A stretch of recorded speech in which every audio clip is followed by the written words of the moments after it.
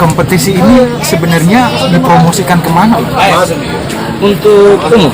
Untuk umum. Ya, untuk umum agar orang ini syiar, agar orang mengenal sunnah. Karena panah ini sunnah. Iya, tapi cuma yang hadir, yang penonton dan supporternya segelintir orang. Kenapa tidak dipromosikan besar-besaran? Di media sosial sudah dipromosikan. Ya? Iya, di media sosial sudah. Orang lewat kan bisa lihat. Berarti yang mesti kita apa ya istilahnya undang lebih banyak pengunjung untuk menyaksikan ini, gimana caranya? Siasatnya gitu. Siasatnya sudah melalui media sosial, informasi, grup. Setiap hari, setiap minggu kita selalu posting. Iya. Akan ada pertandingan. Tapi begitulah. Ya, gregetnya masih belum dapat ya. Ya, namanya syiar dakwah harus sabar. Nah, harus sabar. Ada yang suka, ada yang tidak suka, harus sabar.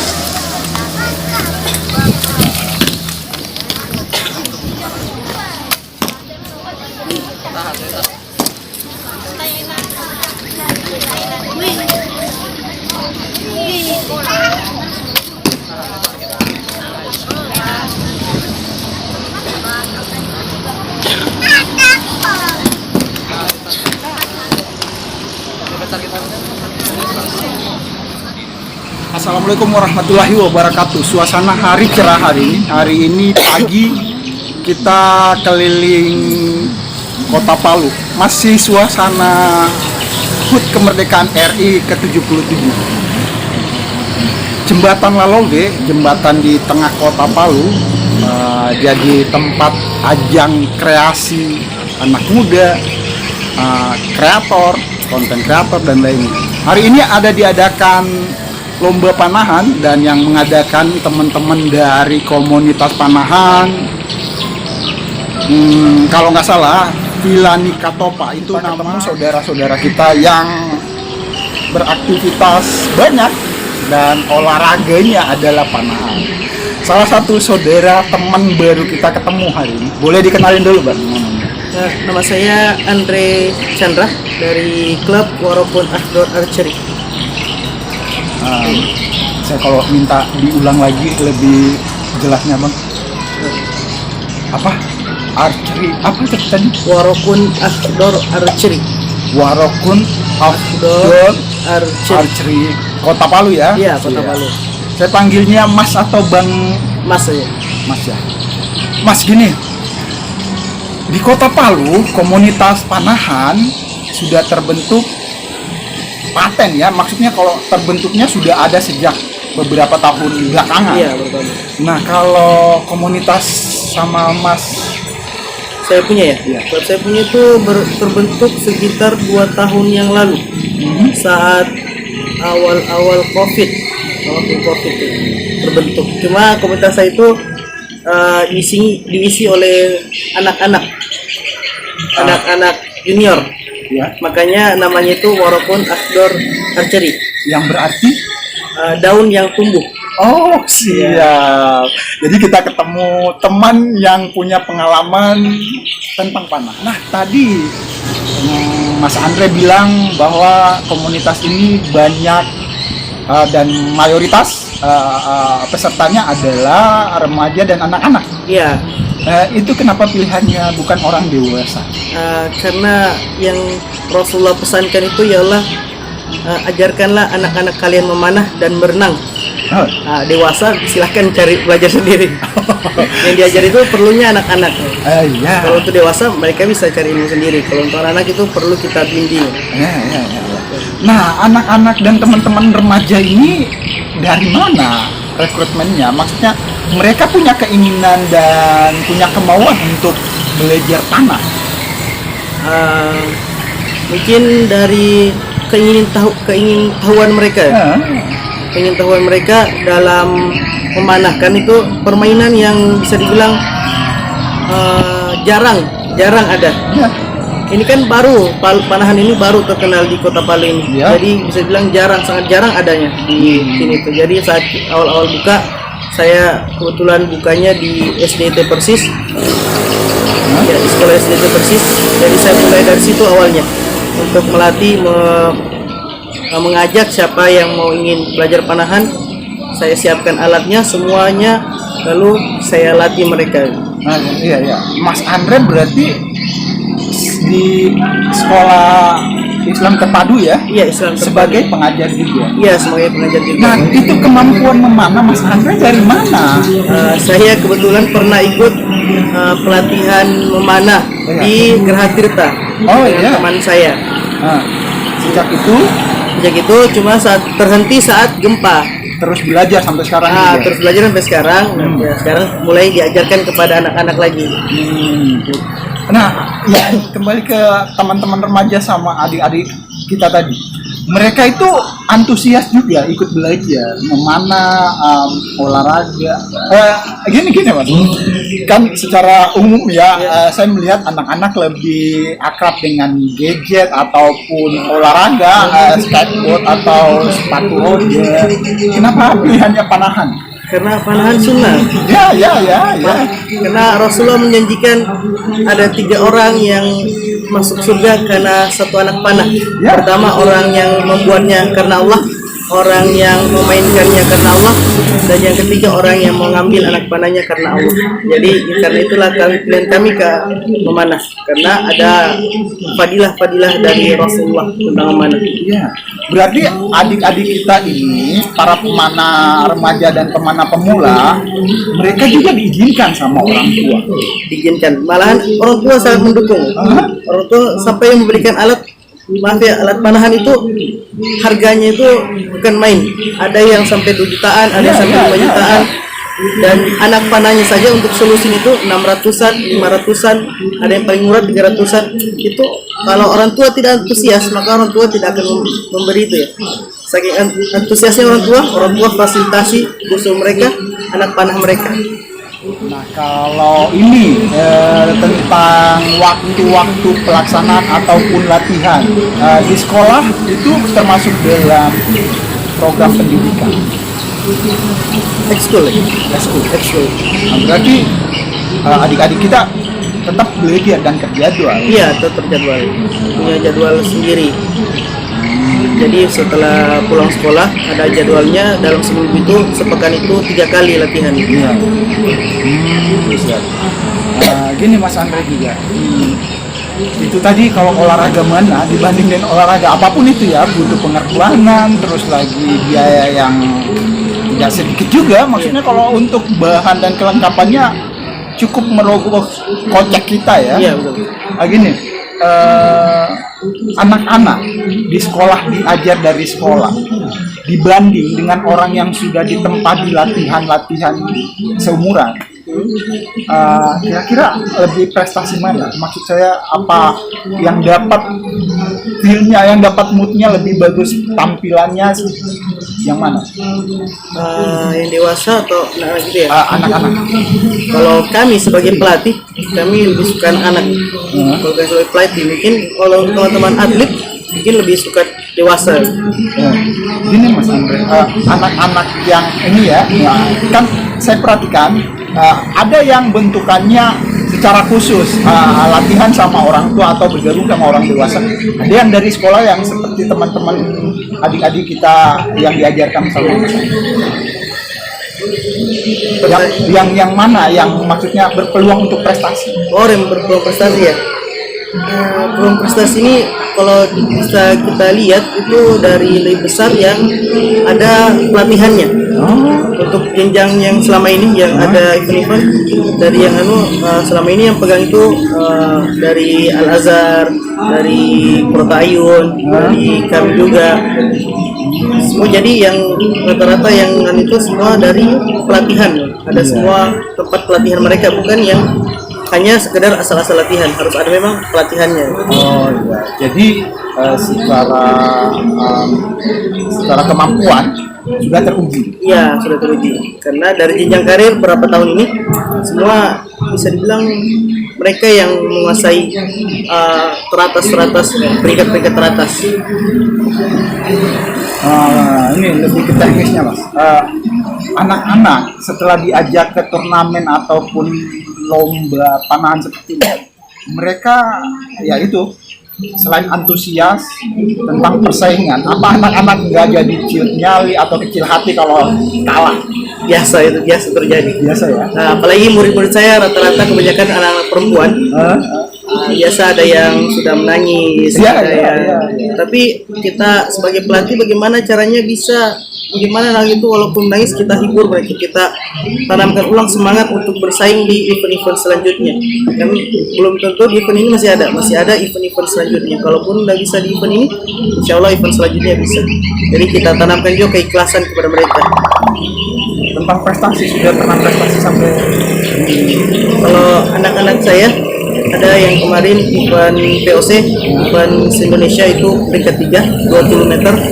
Ada yang dulu kemarin itu ada yang peringkat 3, ada yang peringkat 4, ada yang berapa tahun juga, ada yang peringkat 2, peringkat 3. Berkesempatan untuk channel Dedi Sapa Teman disapa pagi hari ini. Saya berterima kasih Mas Andre Chandra. Terima kasih untuk channel Dedi. Di kegiatan ini ada banyak orang terlibat, dari bocah sampai uzur ada di sini. Ada saudara kita di sini. Boleh dikenali? Ya, alhamdulillah. Assalamualaikum warahmatullahi wabarakatuh. Nama saya Santo Abu Aska. Alhamdulillah, kita dari klub Filani Kanto Papalu buat acara bagaimana event ini bisa berlangsung dengan baik. Kita ada gabungan sama anak Nero-Nero, kita panggil juga agar berlangsung dengan baik.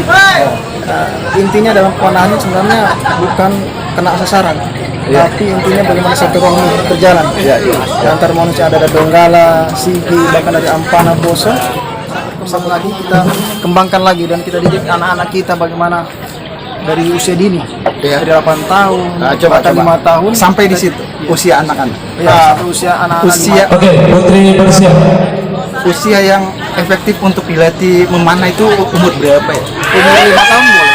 Bahkan ada umur 4 tahun teman sudah latih anak dengan busur yang memang lembek, tarikan lembek memang khusus, dibuat khusus untuk anak umur Oke, 4 tahun. Putra Peserta ataupun panitianya lebih senangnya itu di suasana hari, siang hari, pagi hari, apa sore hari? Ini suasana panahan ini karena nikmatnya memanah. Ya, Pagi hari, siang hari, sore hari terasa nikmat, Pak.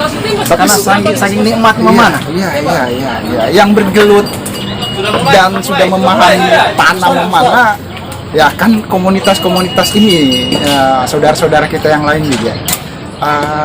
Maksudnya gini, apakah olahraga ini, kegiatan ini bisa dilakukan di malam hari juga? Nah, alhamdulillah kita di sini di Villa di Katopa Club kita buat tempat latihan malam juga khusus ada. Kita siapkan sorot lampu agar apa? Orang yang di siang kerja malamnya bisa latihan. Walaupun cuma 1-2 jam bisa latihan. Ada jawara yang sudah tidak bisa dibohongi. Ini jawara nih. Nama yang saya kenal ada. Jarang dapat juara. Abu Zaid Abdul Malik nama KTP-nya. Nih Abu Zaid. Apa ini? Saya mau tanya tentang teknisnya. Kalau bantalan di sana itu di seberang jalan sana, maksudnya yang tujuannya anak panah, seberapa banyak yang tertembus jadi rusak? Maksud saya berapa kali dipanah melubangi? Sampai bantalannya bocor gitu. Iya. Ada 200-an kali. Tergantung sih. Kalau memang archernya nanompak sih bisa bocor tengahnya itu. Tembakan itu. Jadi rusak Tapi maksudnya. kalau seandainya yang pemula aman dia itu. Awet. Ya, saya sudah tanya juga tadi Abu Aska, anak-anak dibentuk jadi pemanah itu efektifnya di usia berapa? Idealnya sih di usia berapa? Di usia balik lah. Bisa dia paham di tahun. Hah? Di usia balik. Di bawah 10 tahun? Pengenalan paling sekitar 8 tahun sudah balik kan. Jelas dia sudah paham diarahkan. Bisa dibuat tidak susah memang. Kan ada sudah dijelaskan tekniknya. Iya. Jadi dasarnya insya Allah mudah apa playoff sudah ada ini kecuali apa ya. Nah gini lagi, teknisnya lagi, jenis kayu untuk anak panah yang bagus itu yang ideal, yang bagus, maksud saya yang bisa tahan. Kalau untuk jenis arrow Arrow yang terbaik selama ini yang anda pakai itu arrow pinus. Semua bisa mulai dari tekniknya, ringannya, beratnya, semua bisa dapat. Kalau yang arrow lain semacam cedar, dia berat. Sesi 16 besar Putri selesai. Kan yang kaku. Kesempatannya terima kasih. Tadi kita ketemu dengan Abu Zaid yang sudah menjuarai kelas-kelas panahan. Kali ini kita ketemu remaja putri. Tapi remaja putri berprestasi di panahan salah satu di antara 1000 atau 100-an ribu. Boleh dikenalin? Halo, perkenalkan nama saya Dita Farajula, asal klub Villa di Katopa. Itu komunitas atau klubnya ya? Iya. namanya saya panggilnya Diba saja. Karena kita selisih umur, saya panggilnya Diba saja. Putri itu biasanya kalau hobi tentang olahraga bukan olahraga yang begini nih. Kenapa pilihannya olahraga panahan? Karena Dia siapkan waktu itu VOC-nya yang mana? tiba-tiba, Ya? terus ada Facebook yang menawarkan. Iya. Pertama awalnya iseng-iseng, tapi semakin kemari ketagihan. Ya Allah. Jadi itu sudah jadi kebiasaan. Iya. Ketagihannya bentuknya seperti apa? Maksud saya gini, ini kan butuh latihan di bawah terik matahari, juga butuh biaya. Ini didukung sama keluarga. Seperti apa dukungannya? Didukung kayak di support, Hah? terus selalu semangat. Ya, Gitu-gitu aja sih. pasti menjanjikan prestasi kita dihargai. Sudah pernah prestasi di mana saja? Pernah kemarin baru ke Fornas ke Palembang, Iya. pas bertanding di 8 besar. Tunggu, yang diikutin ini olahraga yang olahraga setingkat atau kelompok umur apa? Yang pelajar putri Iya. kemarin pas seleksi di Sulawesi Tengah Lolos untuk nasional iya ke Palembang. ke Palembang. Setelahnya Palembang Gugur 8 besar. di 8 besar. Nah, kalau prestasi yang kayak pernah diukir untuk ini memegang piala atau penghargaan, mana yang pernah? Waktu kemarin waktu seleksi ke mau ke Palembang yang untuk Sulawesi Tengah untuk putri pelajar sebenarnya digabung semua pelajar sama putra putri itu digabung. Saya peringkat 1. Kalau yang untuk seluruh Indonesia saya peringkat 2. Jadi betul, selain olahraga ini bisa dibanggakan, remaja putri juga banyak yang suka olahraga ini. Benar begitu? Nah, apapun yang kita lakukan harusnya dengan senang hati. Diba juga melakukan latihan dengan senang hati. Iya. Gini, di mana bagian yang kamu anggap berat dan sulit untuk saya lakukan? Untuk saya lakukan Iya. pas latihan. Iya.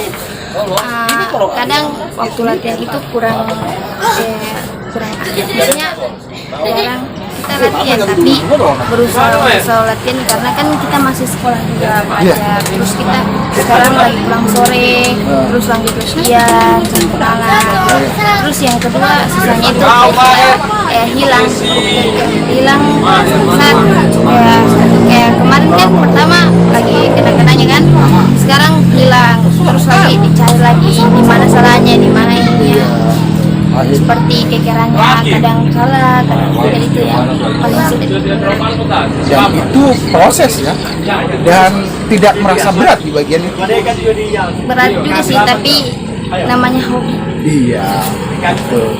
Jadi apapun yang kita lakukan, kalau dengan senang hati dan menurut kita itu hobi, asik saja dilakukan. Betul. Dari keluarga, orang tua, setelah prestasi pasti merasa wah kebanggaan. Nah kalau ini di lemari-lemari di rumah atau di kamar sudah ada berjejeran piala. Apa yang sesi siapa pula? Boleh. Sudah. Coba kita dua. Saya masih pemula juga Iya. baru 1 tahun. Nah, Jadi Dari tadi orang terus kita panggil. baru berapa? Berdua juga dipanggil. Punya itu teng-teng gini, ini kan olahraga cukup mahal ya kalau dibilangnya. Siapa yang paling mendukung di orang tua, bapak atau ibu? Ibu, Sama kakak. ibu sama kakak. Kakaknya yang mana ya? Ada tadi yang pakai baju coklat sudah pulang. Oh sudah pulang. Gini, Diba, kamu memilih olahraga yang tidak umum, maksudnya cuman segelintir orang saja yang tahu. Kamu tidak merasa aneh sendiri di antara di kalangan teman-teman, kok jadi atlet panahan bukan atlet yang lain atau jadi model atau apa? Sebenarnya pertama agak malu kayak kok ada teman sekolah bilang Iya. ini begitu. Cuma semakin kemarin semakin jadi gimana sih karena sudah mulai prestasi juga. Iya. Jadi setelah itu bergaul biasa saja di kalangan teman-teman. Iya. Kesempatannya dengan atlet berprestasi dari Palu, Adiba. Nama panjangnya adalah Indah Faradina. مولاي صل وسلم دائما أبدا على حبيبك خير خلق كلهم مولاي صل وسلم دائما أبدا على حبيبك خير خلق كلهم مولاي صل وسلم دائما أبدا على حبيبك خير خلق كلهم مولاي صل وسلم دائما أبدا على حبيبك خير خلق كلهم يا ربنا يا كريم يا ربنا يا راحم يا ربنا يا كريم يا ربنا يا راحم أنت الجواد الحليم وأنت نعم الموعد أنت الجواد الحليم وأنت نعم الموعد مولاي صل وسلم دائما أبدا على حبيبك خير خلق كلهم مولاي صل وسلم دائما أبدا على حبيبك خير خلق كلهم وليس نرجو سوى فدرك إلهي نارك وليس نرجو سوى فدرك إلهي نارك قبل الفناء والهلك يا عم دنيا والدين قبل الفناء والهلك يا عم دنيا والدين مولاي صل وسلم دائما أبدا على حبيبك خير خلق كلهم مولاي صل وسلم دائما أبدا على حبيبك خير خلق كلهم